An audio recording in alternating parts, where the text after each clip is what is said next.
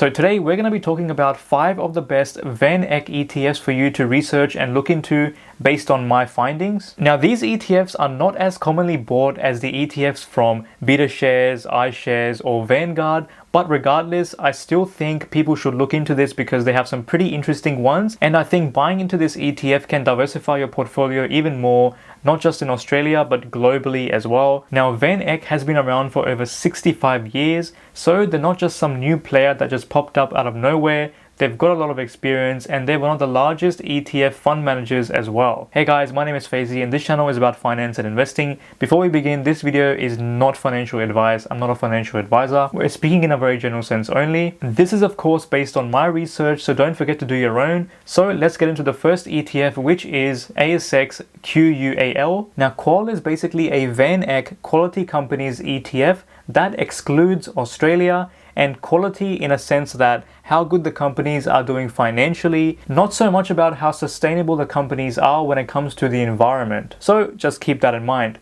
Let's jump into the high level facts about this ETF. So they pay a dividend once a year, which is pretty low in terms of frequency. You might be used to getting a dividend twice a year, but just keep this one in mind as well. And the management fees are around 0.4%, which are on the higher side, and they're definitely higher than other ETFs which track the broader market like IVV or VTS. Looking at the number of holdings, we can see that it's just under 300 companies, and the inception date was late October 2014 on the ASX. So what makes this ETF unique? Now this is based on the quality score, which includes 3 main factors.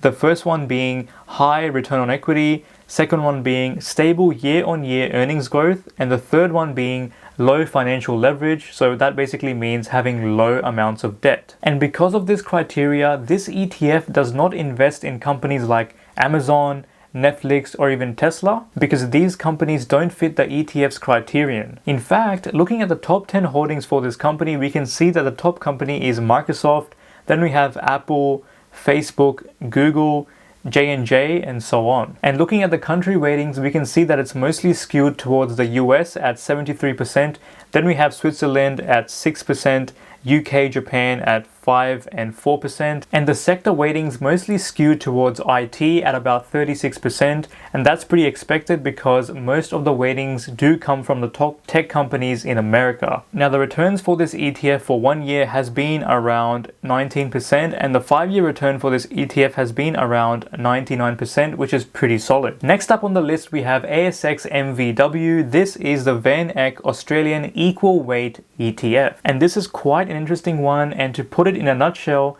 this company basically takes the top 100 companies on the ASX and it gives them roughly a 1% weighting, as we'll take a look at in just a second. Because as you guys might know, the Aussie economy is mostly skewed towards financials and materials, so this basically smooths out that rough concentration. And large companies like CBA, BHP and Rio all have a combined weighting of just 3% for this ETF. But if you look at the normal Australian index, these companies have a much bigger weighting. Now looking at the dividends for this ETF, they pay 2 per year as per normal. The management costs are 0.35%, which is still higher than other ETFs, but lower than the one we just spoke about. And the inception date was March 2014. Having a look at the holdings for this company, we can see that the top companies aren't even the banks at all. And from this list, we can see that the companies roughly have a weighting of around 1%. Now, if we look at the performance tab for this ETF, this is where things get pretty interesting because this ETF has actually returned a slightly better return than the ASX 200 index because of those equal weightings. So this one could be a good one to look at because as you can see based on the graph, the index for ASX 200 is the red line and MVW is the dark blue line, and we can see that the MVW ETF outperforms the ASX 200 index most of the time. Looking into the company's portfolio, we can see that obviously most of the weightings are based in Australia, with a few being in Malaysia and New Zealand. But the sector weightings is where things get really interesting because now materials is 18.6% and financials is second at 17%, whereas normally financials takes the biggest piece of the pie, and the top 50% of the weightings come from materials, financials and industrials. Not just materials and financials as we normally see with the normal index. So if you guys are looking for a balanced view of the Aussie economy and getting rid of the concentrations in just finance and materials, do have a look at this ETF. Next up on the list we have ASX VLU, or just value, and this is the VanEck International Value ETF. Now this is quite an interesting one because this ETF gives you access to 250 companies in developed countries, which are large and mid-cap, that track this value index. So what is this index? Let's have a look. So essentially they screen companies to see if they have any involvement in controversial weapons, nuclear and conventional weapons, or even tobacco. And if the companies have any involvement in these sectors, they are excluded. And then a few other methodologies are applied, and once that's done, they do a few reviews every year to make sure that these companies are adhering to those standards, to make sure that the index is as accurate as possible. So let's have a look at a few holdings for this ETF. So looking at a few holdings, we can see that the top companies are Intel, AT&T, Micron, Toyota, and a few other companies. And as you guys can see, surprisingly, we can't see any FANG stocks in here like Facebook, Amazon, Apple, and a lot of the top companies here are either from the US or Japan. And looking at the country weightings, we can see that 69% of the weightings are either from the US or Japan, and there's quite a few European countries here as well, like Finland, Italy, Switzerland, and so on. And looking at the sector weighting, this is what I found pretty interesting because IT is only 23%, it's not as dominant as it is in other indexes. And we can see that based on this pie chart, it is fairly balanced because IT is 23%. Then you have consumer discretionary and financials, healthcare at roughly around that 11 to 13% mark. So what are the returns for this ETF? Let's have a look. Now this ETF only really listed in March, so we don't have enough data, but the return so far is roughly around about 1.5%. But this doesn't really mean much at this stage anyways. Now the management fee for this ETF is 0.4% and they pay a yearly dividend. Let's have a look at the fourth ETF on this list, but before we do, please leave a like and subscribe if you are finding value so far. Now the fourth ETF on this list is EMKT, which stands for Emerging Markets, and this is of course the VanEck Emerging Markets Equity ETF. And as the name suggests, this ETF includes companies and countries from developing regions around the world, and this ETF considers four main factors. The first one being value, which is getting exposure to stocks that are relatively inexpensive.